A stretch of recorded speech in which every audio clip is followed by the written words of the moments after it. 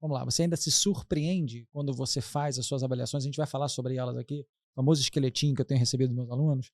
Quando você faz uma avaliação, a pessoa chega com um histórico, você mais ou menos mata qual é o problema e você faz a avaliação como uma aprovação daquilo, ou você ainda se surpreende com os resultados?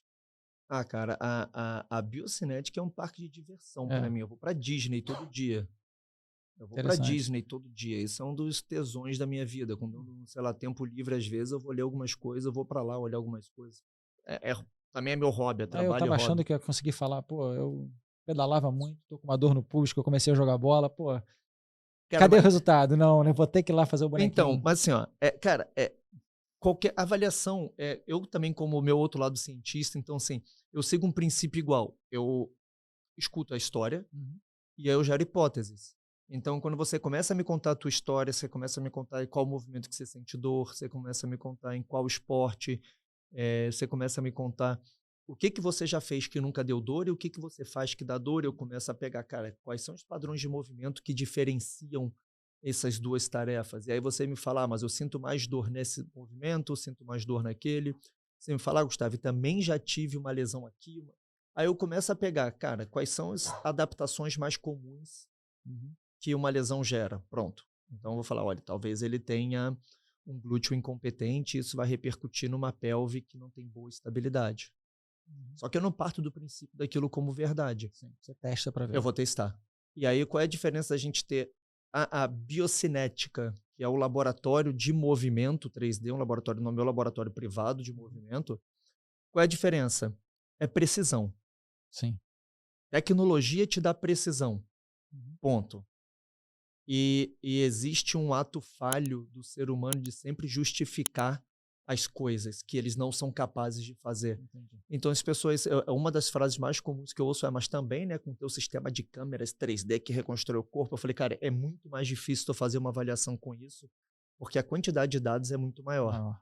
Então, assim, se eu Você sair acaba podendo achar que é muita coisa, quando e aí você perde o e você foco acha de. qualquer coisa que tu quiser. Exato. E você não. E assim, eu acho que para ter uma solução rápida, né? E você conseguir ter esse cliente sem dor ou resolvido no problema, eu, por exemplo, quando recebi alguns dos esqueletos e vem um monte de coisa, eu não foco exatamente em 100% daquilo. Eu faço aquilo que é possível por um tempo determinado para ver alguma melhora, porque se eu for fazer 100% daquilo o tempo inteiro, é muita coisa para fazer em algumas pessoas. Então, eu entendo, tem certas coisas que eu faço um pouco mais, outras eu faço um pouco menos, mas eu estou fazendo tudo. O que eu queria te perguntar é o seguinte: eu tenho uma. Só uma coisa legal nisso aí, cara.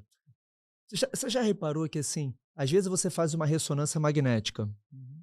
Você fez uma ressonância magnética, aí você leva a tua ressonância magnética no médico. Aí aparece assim, ó, lesão parcial do menisco, pá. Aí você fala, caramba, rompi o menisco. Ele nem liga para Aí o isso. médico olha e fala assim, não, não, não, isso não é nada não. Por quê? Porque existem coisas que são alteradas no nosso corpo, mas que cada profissional vai entender se ele julga aquilo relevante ou ele não julga aquilo relevante. Então não tem uma resposta tipo, o negócio é esse. Sim. Tem uma resposta tipo, olha, o que se mostrou mais alterado do que a gente costuma encontrar são essas variáveis. Uhum. E nenhuma lesão ocorre porque o cara tem um pé pronado ou porque ele tem um valgo dinâmico, ou sei lá, ocorre por uma junção de fatores. E aí você vai ver, cara, eu acho, sei lá, na tua leitura do laudo pode ser diferente da minha leitura. Uhum. Talvez porque você é um cara que estude muito o pé e você fala, cara, eu me garanto muito em fazer as intervenções baseadas aqui no pé. Uhum. E talvez você resolva um caso que De uma talvez forma diferente da sua. diferente da minha, Sim. mas não importa. A Uhum. gente foi eficiente, porque a gente foi em cima de variáveis que de fato aquela pessoa precisava Com a trabalhar. precisão da tecnologia ajudando, É né? isso. É, eu preciso entender mais sobre isso, né? A gente precisa falar mais sobre isso. Eu não acho que essa tecnologia seja ruim, que seja tão simples como as pessoas falam, não. Eu ia te perguntar uma coisa sobre capacidade de demanda, né? Porque você fala muito sobre isso também. E eu tenho falado isso para meus alunos direto, né? Você precisa de uma capacidade de uma demanda. É, como é que é o processo? Esse processo de lesão, ele se dá, você tem as compensações, você achou isso, você faz um tratamento. Esse tratamento é para sempre? Ou se eu parar com isso, ele volta? Por exemplo, eu tenho um bloqueio no meu tornozelo porque eu tive uma lesão e é parte do meu histórico. E eu vou lá porque estou tendo uma compensação por causa disso. Eu trabalho isso. né, essa mobilidade do tornozelo e eu melhoro. Isso é para sempre? Ou isso, se eu parar de trabalhar e dar atenção, provavelmente isso vai voltar? Legal. Eu acho que é importante a gente começar deixando muito claro um negócio. Biomecânica alterada não lesiona ninguém. O cara ter uma pisada pronada não vai machucar ninguém. O que a gente consegue entender de um resultado da biomecânica é o que gera sobrecarga no corpo. Sim. Então, hoje a gente sabe que uma pisada excessivamente pronada aumenta a tração na fáscia plantar. Aumenta a pressão do primeiro e segundo metatarso. Se isso vai levar a um quadro de dor ou lesão ou não, é um segundo fator. Toda lesão ela é multifatorial. Sim. Você não lesiona porque você tem uma pisada pronada. Apesar de uma pisada pronada ser corrigida, pode reduzir o quadro de dor. Tá. Então, como que funciona isso? A biomecânica ela vai dar para a gente indicativos de onde existe isso, o que está sobrecarregando aquela região com dor. Não, sim, então, vamos lá. Eu tenho, vamos pensar no meu tornozelo. Eu me acidentei quando era muito novo, caí do negócio, machuquei meu tornozelo e até hoje eu tenho consciência corporal, eu vejo diferença de um tornozelo para o outro, né? Tem mais mobilidade em um do que o outro e por motivo de conversa, vamos dizer aqui que eu tenho um problema que você fez, a gente fez os nossos testes e você chegou assim, você tem um bloqueio no seu tornozelo esquerdo. Você precisa trabalhar isso para você melhorar. E aí eu trabalhei, melhorei, estou fazendo minhas atividades, não tenho lesão nenhuma, não tenho nada. E aí eu relaxei, porque eu estou bem. Isso acontece muito, né? Você tem um problema, você trabalha esse problema, você melhora e você esquece daquilo.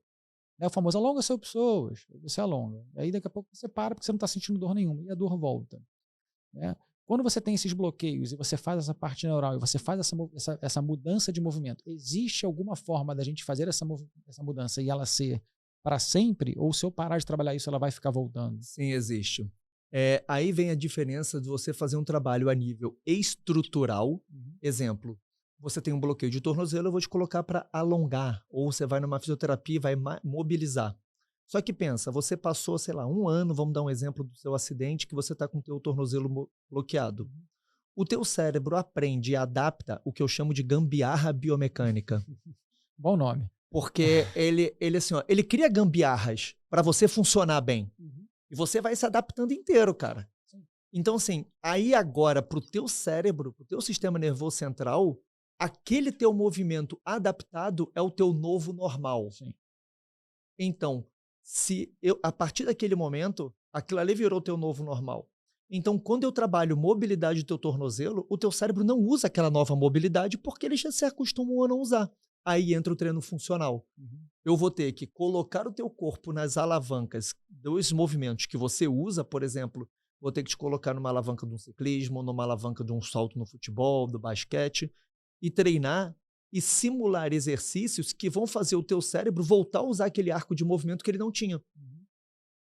Sim. E aí, se você começa a usar isso de novo e o teu cérebro começa a entender, agora ele tem esse arco, ele começa a um outro normal. Aí ele cria uma nova gambiarra biomecânica, que é o novo normal dele. E para o corpo é sempre eficiente distribuir carga. Então, quando você mostra para ele que aquele tornozelo pode ser usado e aquilo vai usar menos quadril, ele fala, eu quero isso. Ótimo. Então, esse é o grande ponto. E aí vem a grande questão do treinamento funcional que eu acredito. O treinamento funcional não é botar o cara numa base instável e ficar fazendo malabares. Sim. Na nossa época de academia virou isso, A né? gente falou isso. A gente não vive num... Eu falei isso para o Alex. A gente não vive num mundo que está em terremoto, né? O Brasil não tem terremoto. Eu não preciso ficar tremendo. Eu, particularmente, eu vejo muito pouca utilidade do treinamento em base instável. Porque, cara, quanto mais instabilidade você coloca, mais você gera o efeito de congelamento ali. A pessoa tende a ficar mais durona. Você já viu no Bozu como é que funciona? Você bozou aquele semicírculo, aquela semilua. Quando você bota o cara no semilua, o pezinho dele fica para fora. Você está estimulando a compreensão de que movimento é o normal. E inversão. Sim. Cara, inversão é exatamente o movimento que você quer evitar para o cara não ter uma entorse. Então, tu quer criar uma representação cortical de que o movimento bom do agachamento é com ele jogando peso para o lado de fora do pé? Eu não quero isso. Então, para que eu vou estimular isso? E aí, quando eu coloco esse cara com distribuição do peso lateral do pé, cara, eu estou gerando uma ativação muscular que não é a ativação que eu quero estimular para ele depois. E é isso, ele está numa base instável, só que ele vai correr numa superfície estável. Isso faz total sentido. Eu já não uso o Bozu há muitos anos, assim. É uma coisa que entrou e saiu muito rápido. Agora, eu acho que para ficar claro, assim, eu acho que é mais fácil falar de casos, né? Não sei se você gosta de falar alguns Legal. casos. Bora nessa. Você deve ter alguns casos, assim, interessantes onde você viu uma coisa, ou uma compensação, uma mudança num lugar completamente inesperado e que estava afetando, por exemplo, uma lombar. Você tem alguns casos assim? Tem um monte, cara. Tem um monte. Tem um que é muito assim, que ele é muito, muito peculiar nosso. É de um tenista, hoje um tenista super bacana hoje, cara. O menino tá crescendo, já tá na ATP. Falar em tênis, você viu o Thiago brasileiro, Vieira, né? Medvedev, foi maravilhoso, né? Bizarro. Porra, dá o primeiro jogo de 5-7 da carreira do cara, é um jogo do cacete. Olha só que louco, cara. Aí esse menino começou a cursar com dor lombar, foi no médico, descobriu que estava com realmente uma fratura por estresse na coluna, e aí começou a vir toda a preocupação, tudo. Menino muito bom. Um baita futuro no tênis.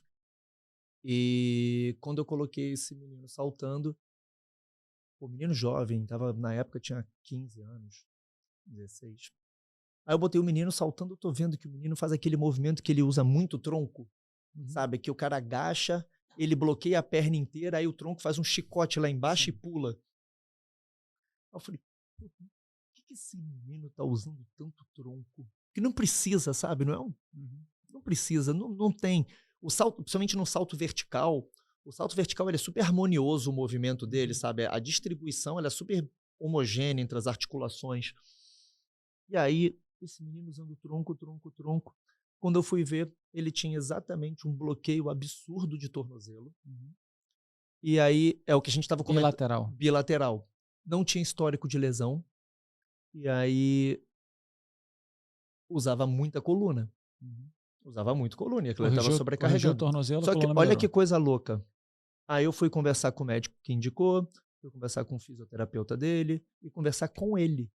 E aí a primeira coisa que ele me falou é, cara, que louco você tá me falando isso, porque uma das críticas do meu treinador é que ele tenta ficar corrigindo quando eu vou pegar uma bola baixa porque eu uso muito tronco.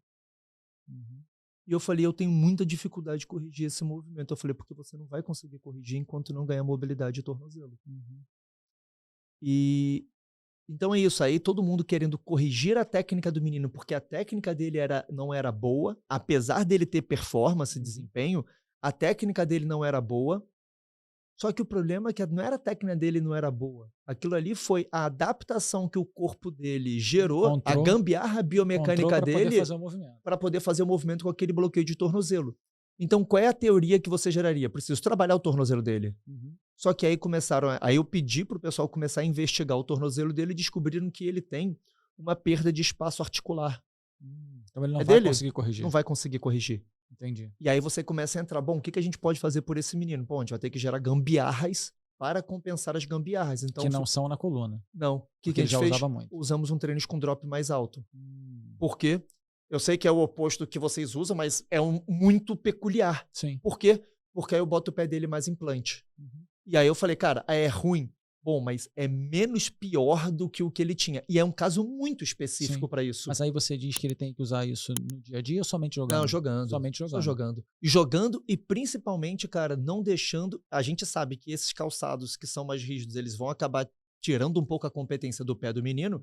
Então, o que a gente fez? Em paralelo, você mantém um treino de footcore muito intenso para não perder também o que você tinha antes. Então, aí geramos essa adaptação. E o segundo, esse menino, ele vai ter uma sobrecarga na coluna excessiva. E não é algo que vai dar para corrigir porque ele tem uma alteração anatômica. Então, o que a gente fez? Dá uma baita competência para a coluna dele, que aí, voltando àquela tua pergunta que você fez um tempo atrás, muito alta. a demanda ia ser muito alta e a gente não ia conseguir manipular muito aquilo por uma restrição anatômica dele. Então, o que a gente fez? Já que a demanda na coluna vai ser alta, vamos dar muita competência para ele e controlar volume de treino. Isso tem quanto tempo? Essa última avaliação, essa dele tem uns 2 anos já que a gente fez. Você fez uma antes? A gente tem várias deles antes. Então você está acompanhando. Esse menino a gente acompanha desde que ele tem 12 anos de idade. E aí você tem visto alguma diferença? Por exemplo, absurda. As dores lombares não passaram ou elas estão... Zerou.